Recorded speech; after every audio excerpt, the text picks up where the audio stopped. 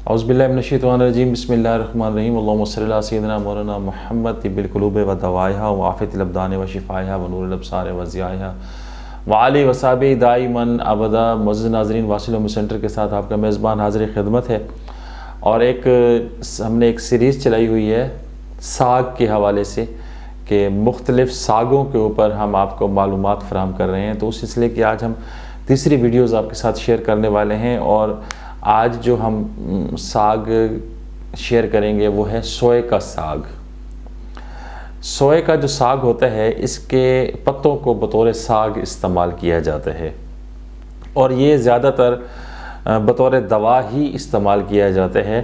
इसमें vitamin E और vitamin C पाया जाता है।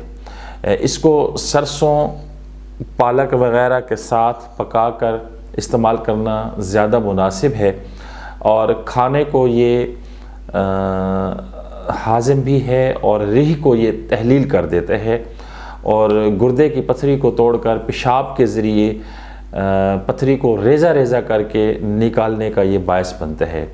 और जिन ख़वातीन के मेंसेस डिसऑर्डर्ड होते हैं, दब जाते हैं, रुके हुए होते हैं, तो ऐसे मेंसेस को जारी करने का ये एक अच्छा कुदरती ज़रिया है।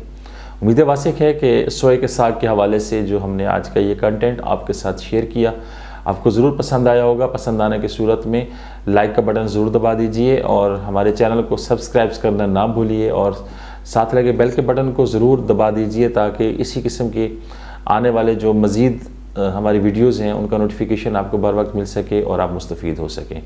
नेक तमन्नाओं के साथ आपसे इजाज़त चाहता हूँ। अगली वीडियो तक के लिए अल्लाह हाफ़िज़।